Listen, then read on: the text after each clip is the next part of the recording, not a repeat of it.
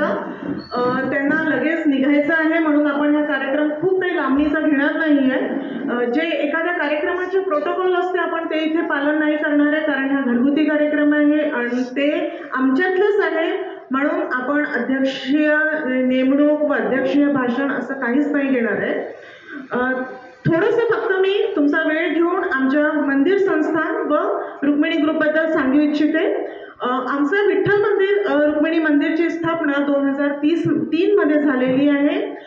इथे आमच्या इथे एकादशी व कार्तिकी एकादशी व आषाढी एकादशी हा कार्यक्रम खूप मोठ्या प्रमाणामध्ये साजरा केला जातो.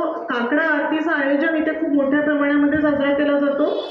म्हणजे तेव्हा असं वाटतं जेव्हा आमच्या इथे काकडा निघतो की इथेच विठ्ठल आलेला आहे आणि हा परिसर खूप सुंदर दिसायला लागतो. इथे रांगोळ्या म्हणजे अक्षरशः आपण पंढरपुरामध्ये आहे असं वाटायला लागतं.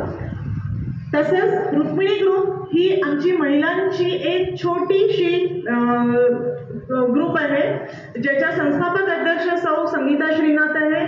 महिलांना एकत्र यावं, अजून आपले कलागुण साजरे करता यावे, तसंच एकमेकासोबत काही वेळ घालवता यावं. कारण आजच्या या धकाधकीच्या जीवनामध्ये कोणालाच कोणाकरता वेळ नसतो आणि तेच प्रयोजन लक्षात घेऊन ह्या ग्रुपचं नियोजन केलेलं आहे. ह्या ग्रुपच्या माध्यमातून आम्ही अनेक कार्यक्रम घेतो. 8 मार्चच्या कार्यक्रमाचे आम्ही आयोजन केलेले आहे. तसंच आम्ही घे भरारी करून महिलांकरता कॉम्पिटिशन्स अरेंज केलेले आहे. असे छोटे खाणी कार्यक्रम ज्याच्यासाठी महिलांच्या कलागुणांना वाव मिळेल हे आमचा त्याच्या मागचा प्रयत्न असतो. मी खूप जास्त काही वेळ घेत नाही.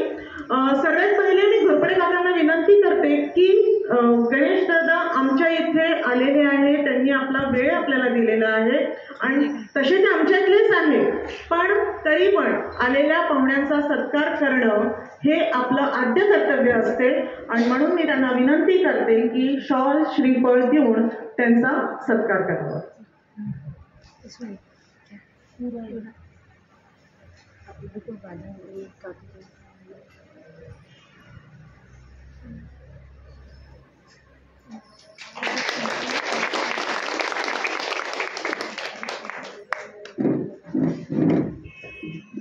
धन्यवाद काका, धन्यवाद दादा.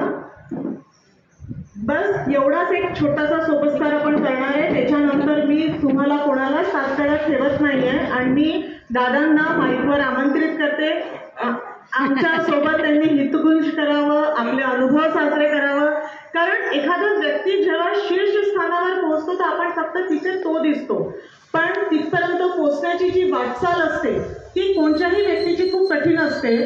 आणि जेव्हा आपण ते खास खडके आपल्याला मिळालेले असतात, जेव्हा ते आपण आपल्या लोकांसोबत शेअर करतो त्याचा अनुभव काही आगळा वेगळाच असतो. म्हणून मी दादांना विनंती करते की त्यांनी इथे यावं, अजून आमच्यासोबत हितगुंज करावं.